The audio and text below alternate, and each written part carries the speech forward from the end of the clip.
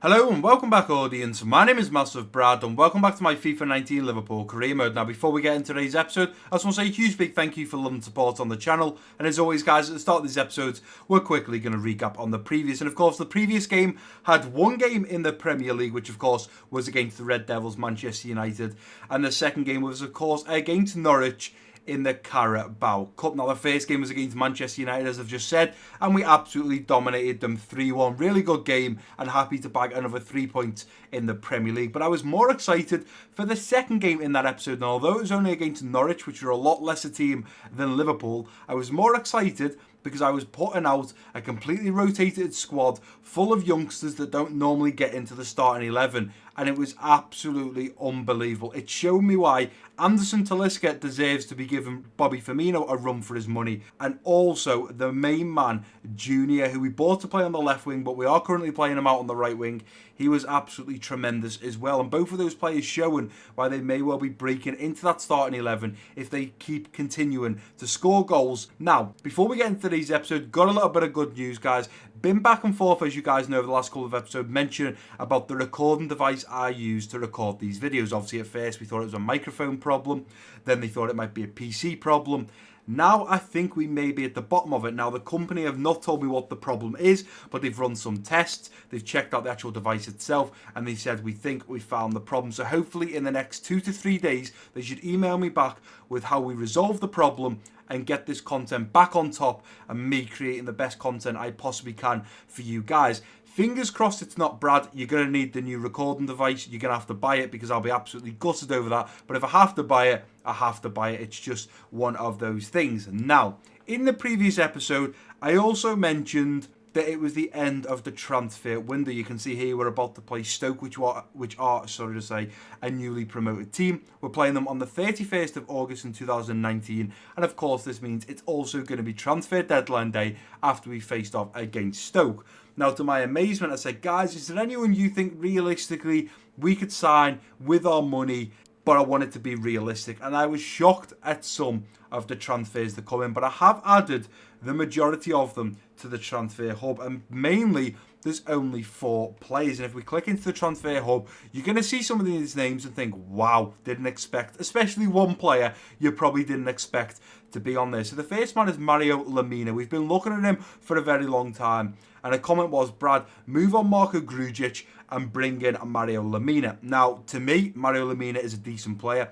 I probably wouldn't move on Marko Grujic, though. I'd probably try and put him out on loan, but we've got to remember it's transfer deadline day, so if we're going to do anything, we need to do it in today's episode. Moving on, we've got Nabil Fekir. Now, this man was mentioned easily 2 or 3 times by 2 or 3 different people in the comment section. The problem is, and a few of you guys said, oh, I didn't realise, he actually signed for Manchester City in the January transfer last season. So obviously we can go in for him. We are available, should I say, to buy him. But I think Manchester City are going to want a lot of money. He's valued at 48.5. I really think he's going to be in the region between 80 and 90 million. So I'm not really sure what we do on that. Bad part of it is he's mainly a cam. We don't actually play a cam. We play a left wing, a right wing, and a centre forward, which is where Bobby and Anderson Talisca play. So if we were to bring him in, we'd either have to change the formation up or play a striker, and he'd have to play in that position. The next player is this man here. Now, in real life, after we played Napoli, I was like, you know what? He is the last part of the puzzle to complete our defence. Imagine Robertson, Koulibaly, Van Dijk, and Trent, as well as Alisson in the net. We would be solid. The only problem with signing Koulibaly is a lot, and I mean a lot, of career mode creators sign this man here. Everyone seems to go and sign Koulibaly. Now, if we were to sign him, which I'm going to play the Stoke game, and then I'm going to have a think about what we're going to do, but if we were to sign him, we would definitely have to offload 2 centre-backs. We would have to, because you guys have already said, Brad, you've got so many centre-backs. It's ridiculous, and I agree. We have got so many centre backs, and the last man on the transfer list, one player who is, and I'm shocked to say this as a Liverpool fan, who is in real life linked to come back to Liverpool, and that is Phil Coutinho. Somebody I never thought would be coming back to Liverpool. And me personally, I've been talking to a few of you guys about, would I be happy for him to come back? It's one of them. I know Philippe Coutinho has so much talent. Absolutely ridiculous amount.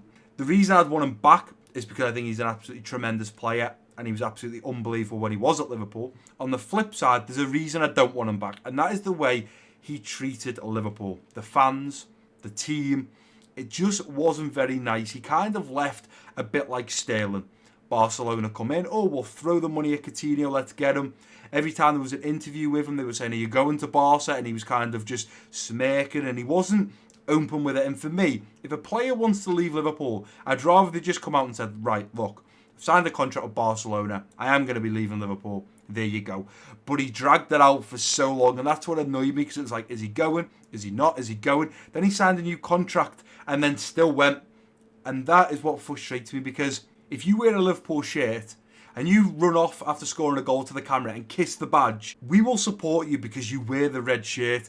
But the players have to give us a little bit something back, and that is respect and trust. We have to trust that they want to stay and play for the team. But he has been mentioned by two of you, and he will be an option for me bringing him back to Liverpool, especially because Klopp has said he is open for Phil Coutinho coming back to Liverpool. Most fans are saying if he apologises and decides not to move on again, then we'll be happy. The problem for me is he comes back, 12 months, he's playing well for Liverpool, because right now he's starting on the bench for Barcelona. He's not even getting into their team. He comes back to Liverpool. Klopp cannot go, right, Mane, you're out, or Salah, you're out, or Bobby, you're out, or Shaqiri, you're... I wouldn't want Coutinho to come back and get straight back into the starting 11 and drop one of the players right now, because you've got to remember, we're top of the league, we're doing absolutely unbelievable. Why should Phil Coutinho just walk back into that starting 11? He definitely shouldn't. And I think if I brought him back to Liverpool, he definitely wouldn't be getting into that starting 11. But this is the position where we have a lot of players. We've got 1, 2, 3, 4, 5, 6, 7 centre-backs, which is a little bit mental. Now, we've got Phillips on the transfer list, so we're looking to move him on. I think what I'm going to do is, if we're going to bring Koulibaly in, so we've got Jimenez there, but we've got Tar, who's a year younger and only one rating behind him. Then we've got Lovren, we've got Van Dijk. Now, what we've got to remember is Koulibaly is 28. So what I need is 3 main defenders right now that are all around the same age. So you've got Van Dijk, you've got Godin, and you'd have Koulibaly. Now, Van Dijk and Koulibaly would probably then become the main 2 centre-backs. Godin and Gomez would rotate. But then coming through, we've got Gomez, and we've also got Jonathan Tah. Now, we could keep... See, this way it gets so difficult now, because I've got to make the decision, because I'm recording right now. So I think what we're going to do is, I'm going to put Jimenez on the transfer list, and we're going to see if anyone comes in for him.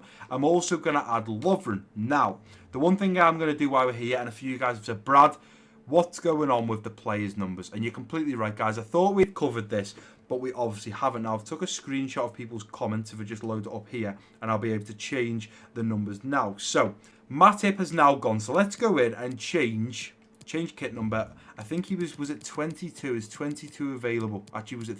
I think it was maybe actually 32 now. 32, there we go. So we're going to change Lovren to 32.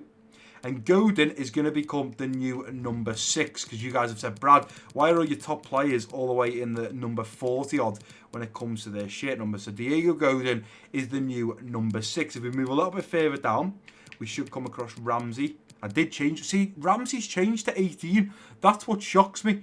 I can't believe that we changed Ramsey but nobody else. If we keep going down a little bit more, let's find Talisca. There's Talisca. Change his kit number from 41.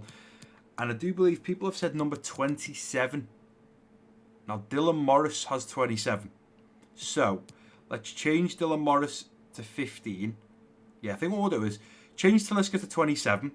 Dylan Morris has now gone to 15. But we have to also bring down Junior. So what we'll do is we'll take Junior as low as we possibly can. But that number 15 might be the one, unless there's a shirt number around that. Let's give it 2. There we go. Junior number 15. I like that. So there we go. Junior's got 15.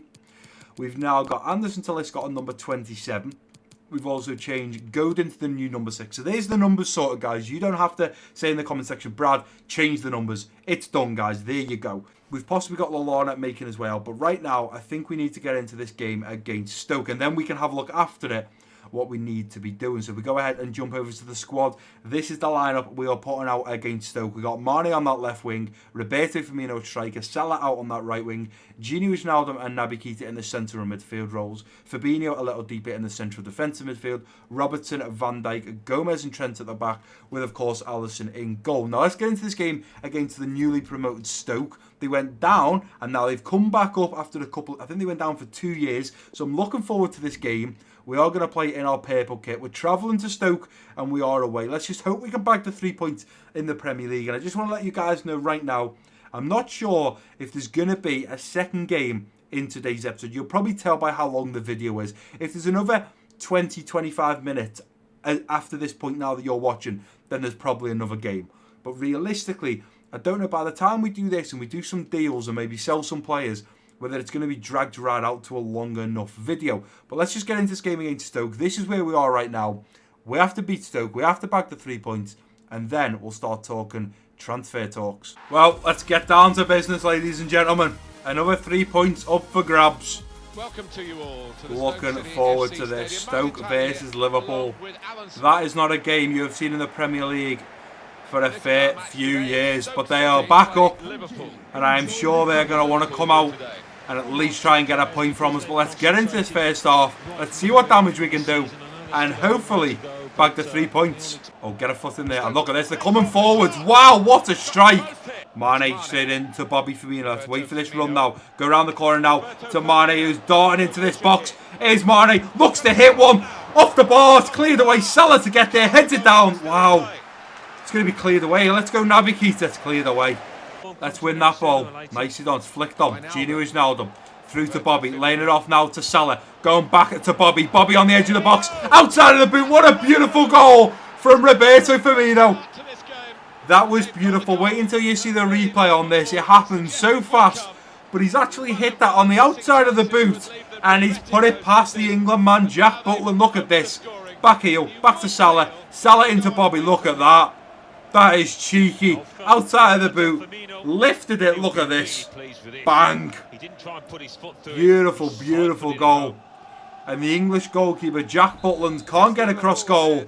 And we find ourselves 1-0 up in the 33rd minute. Here comes Stoke now. We've got to be careful. Ball into the middle. Robertson's got to get there. He doesn't. Ince does. But luckily enough, Alisson is all over that one. Let's get there.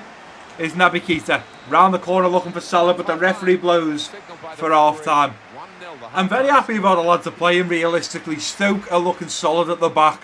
Got a little bit lucky with Roberto Firmino's shot. 4 shots, all 4 on target. They've had 3 shots, 1 on target. I would say it's definitely in our favour right now, and I'm happy to jump back into the second half and push on for the second goal. But we really need that to come in the next 10-20 minutes, because this is legendary and anything can happen. And if Stoke do come back and get a goal, we could be in a little bit of trouble. Here's Naby Keita. Mane into Roberto Firmino, straight laid off to Gini Wijnaldum, who's looking at getting Salah in behind now, and surely Salah in behind. Come on, Salah, play it across. Nicely done, Roberto Firmino. Wimmer with an absolutely incredible block, because if he doesn't get there, that will make it 2-0. Let's close this down. Let's get a foot in. Oh no, and that is going to be a problem. Gomez is going to have to come across here.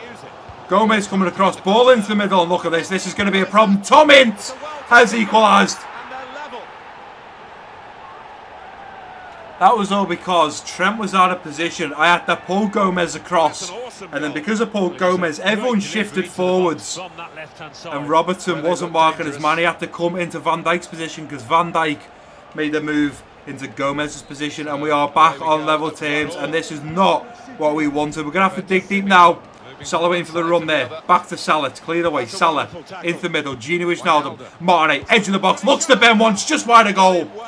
It's just wide of goal. And with that shot there, we are now going to have to look to make some changes. Gini Wijnaldum making his way to the bench for Ramsey.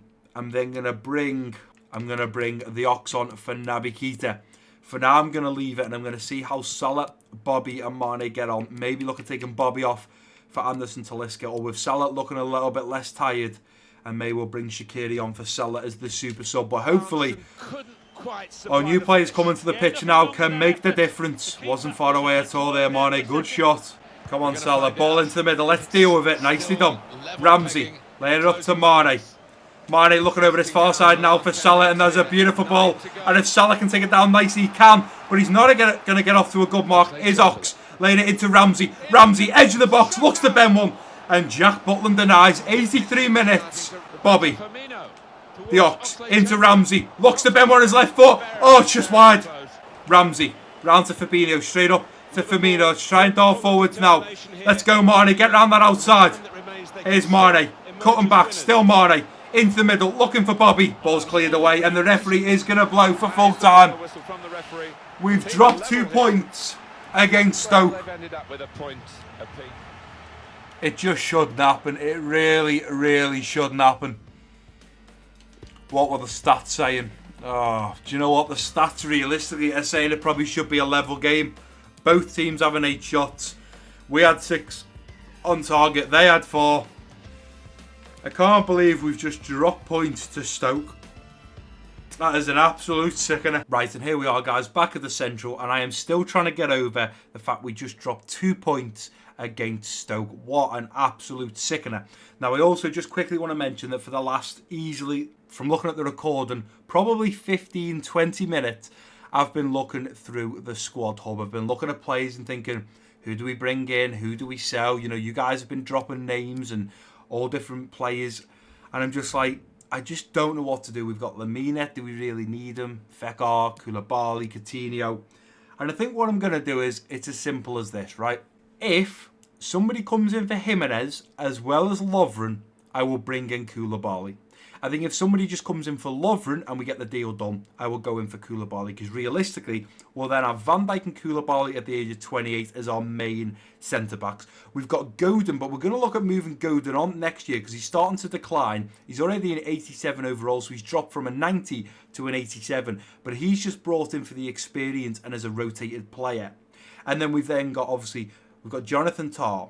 We've got Gomez, and then we'll have Jimenez coming through the rankings. So we'll have like 3 older centre-backs who have a lot of experience and are high rated. And then we'll have 3 lower centre-backs that are younger that are coming up the rankings. And I think I'm happy with that. So we'll have moved on Matip and we'll have moved on Lovren. But if I do get a good price for Jimenez, then I will happily move him on. Moving on to Nabil Fekir, as much as he's linked in real life, realistically, we don't play a cam right now. And at striker, we already have 3 strikers, so it's just probably not worth it, especially because our striker is actually a centre-forward. So I don't think Nabil Fekir is realistic to us in this career mode. He might be linked in real life, but I just don't think he's going to suit our style of play. And I don't want to change up the formation or anything, because right now we're doing great, and I don't think there's no point in changing something or fixing something that's not broke. So we are going to remove Fekir. Now, Fekir may well become an opportunity, guys, in January. Just because I'm removing these players and saying, no, we're going to leave it. January is only 4 or 5 months away, and then we can look at players again. We might pick up a serious injury, and we have to bring in a top quality player. Lamina is going to stay on there for now, but I think we've got Henderson, we've got Fabinho, and we've got Marco Grujic. There are 3 CDM players right now. Lamina would come in and just be another CDM player. That means we'd have 4. And realistically, I just don't see the point. If we got Lamina, I'd have to put Grujic out on loan, and it just becomes very difficult. Now, we may pick up a bad injury with Fabinho or Henderson, and in January, we may well have to look at bringing Lamina in. So for now, we're going to leave him. And the last one is Phil Coutinho, and I've been tossing and turning with what I do about Phil Coutinho. And the only thing I can say, guys, is I don't think this transfer window we're going to bring him in, and I'll explain why. I looked at the left wing situation, and we've got Mane as the main one. The backup is Sessegnon, and a backup to Sessegnon is Junior. He can play right wing, so let's switch over to the right wing. So we've got Salah. Back up to Salah, we are playing Junior right now. But then back up to Junior, we've also got Shaqiri. So we have 3 players that can play on the right wing, and we have 3 players that can play on the left wing. We bring Phil Coutinho in. He's overall 89. As soon as we sit down for contract talks, he's going to want to be a constant player in the starting 11, which then is going to push Mane back to the backup for Coutinho. We can rotate them 2, but then if we're rotating them 2, is Sessegnon ever going to get into that left wing? So I think realistically, we've got to think realistically. This is the bottom line. Bringing Phil Coutinho in doesn't suit right now because we've got so many players in those positions. Maybe later on down the line we'll have a bad injury and we maybe bring him in. But because he was mentioned, and I do think that in real life he is, linked right now, Klopp is saying, look, I will give you an emergency exit door here to come back to Liverpool, but you'll have to do this, this, this, and this. I am going to leave him on the transfer hub. I'm not going to remove him, and he will be an option to look at in January. Now, what I'll do next time is in January, 2 episodes before the transfer window deadline day, I will do straw polls, because that's what I should have done this transfer window, and I didn't, because I didn't think we were going to do any more business. But then so many of you left comments like, Brad, bring this player, buy that player, sell. And I should have done straw polls to make it easier for me. So if everyone votes yes, bring Coutinho in, then we bring him in. It's as simple as that. But he's going to stay there. So the only player we are potentially going to sign before the transfer window shuts is Koulibaly. And that is if we move on Lovren, we'll bring him in. Or if we move on Lovren and Jimenez. So like I was saying, we'll have 3 real good players in Godin, Koulibaly and Van Dijk as the top 3 overall rated, highest rated players in the centre-back position. And then we'll have the youngsters coming through, which is Gomez, Jimenez and Jonathan Tah. And to be fair, they're only all now 3 or 4 ratings behind, knocking the big boys off. And this is the good thing, because as Van Dijk gets older, Koulibaly gets older, Godin we're probably going to move on next year. So we still have plenty of potential in the youngsters. But now we're going to dive in to the last 10 hours of the transfer window. So players out, we've sold just under £54 million, and we have spent 93 on Junior, Semedo and Tah. So let's go ahead and skip this first hour. Now, we are still waiting to see if Lovren will be going out the door. And wow, Manchester City getting rid of a lot of players. Douglas Luiz, Mendy, Diaz, Walker, Otamendi. £107 million out. That is a big, big number. Now, we're 2 hours in, and we are still yet to hear about that Adam Lallana deal. He is looking at going to, I do believe, Hoffenheim. No one is coming in for our players. 6 hours remaining. Let's take it down to 5. Surely we've got to hear something. I cannot believe. And there we go. Top left, Lallana is sold. Adam Lallana and his agent have agreed on personal terms with TSG Hoffenheim. The deal to sell Adam Lallana for 14.2 has been finalised. The board have allocated us 11.5 million. So more money is just coming into our kitty. And right now, we just don't need it. But what I'm going to do, guys, I'm going to skip another 2 hours. And then in the third hour, we're going to go in for a deal with Koulibaly just in case Lovren does leave. So we've got someone potentially coming in. Now, we've had an email come in. Let's jump over to the office. It's a loan offer for Lazar Markovic. I really, really want to sell him. I'm trying so hard to sell him, but nobody wants him. And do you know what? The fact that Borussia Mönchengladbach have come in for him, I'm going to accept it. If he goes out on loan, he goes out on loan. At least it gets him off the books and he's out of the team. So, last advance down to 3 hours and no more emails have come in. So, I think what we're going to do now is, just in case, we will go over to the transfer hub. We will do a deal for Koulibaly. I think realistically, what's he valued at 49? Should we just throw like 49? Let's just throw, I mean, we've got the money, 250 million. Let's throw 55 down. Let's see what they say to that. In fact, let's go 56. 56 million. What do you say to that, Napoli? 56 million. You got to remember, he is 28 years old as well, so he's not getting any younger. I think that's a fair offer. There you go. Napoli's rep has walked in the door. We've banged 56 million on him, and we've got that done. So at least now we've got a Koulibaly deal done. Now we can hold off. We can wait to approach him, and we can see if anything happens with Lovren or any other players in these last coming hours. We've had 2 emails in. Surely one of these has got to be for Lovren. Transfer offer for Jones. I mean, we may as well accept it. We don't really want him, so let's accept it and see if we can get him out the door. Now, Koulibaly has emailed saying he's looking forward to contract negotiations. I don't think in these last 2 hours we can get Lovren out the door. I really don't think we can. Going forwards, guys, Coutinho and Koulibaly are still going to be an option in January. But I think realistically they're probably not going to go. There's a chance that we can possibly sell them outside the transfer window. We have had 3 more emails in, but I don't think they're going to go anywhere. And there we go. So, first things first, we can delete that email. Transfer offer in for Wilson. Yeah, he can go. That's not a problem. I'm not going to argue with you. 5.1 million, that's fine. A loan offer for Brewster. Now, I'm happy that he's going out on loan to Gremio because I realised we've got Bobby, we've then got Talisca, we've then got Correa, and I'm thinking, do we need a 4th striker? Probably not. So I am glad that he's coming because at least he can go out and get some game time. So we'll go ahead and accept that. Finally. It wouldn't surprise me in a month though if they decide to terminate that contract. And now we're down to the last hour, and it will bug me if after this last hour somebody comes in for one of our players, and there we go, 5 emails, guaranteeing it, someone's coming for Lovren now. Guaranteeing it, 6 emails in. So let's stop the simulation, jump over. So first one down, Koulibaly negotiations over. A little bit gutted over that, but it's okay. Jones has broke down, Wilson's broke down, and Bruce's loan move was rejected. Brilliant. We've had a loan offer in for Marko Grujic. Why are you doing that, West Ham? After the fact, the transfer window is shut. The day after. Why couldn't you do that the day before? It's just ridiculous. Let's just delete that. Milner saying, thanks, boss. He's happy to be getting back in the team. Pretty much how long this video has been so far. I think I am now going to have to call it quits, because realistically, there was a lot of talking in this episode. We had the one game against Stoke, but we had to talk transfers, and we will be open to bringing any of those players in January. And between now and January, we can happily move on players. If someone comes in for Jimenez or Lovren, we'll try and get a deal done, and then we can look at bringing Koulibaly and maybe even Phil Coutinho. But it will be down to you guys voting on the straw polls when the January transfer window opens. But that is going to do it for today's episode, guys. And if you have enjoyed it, please do give it a big thumbs up for me.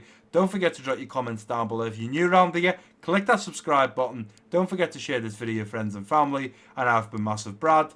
Peace out.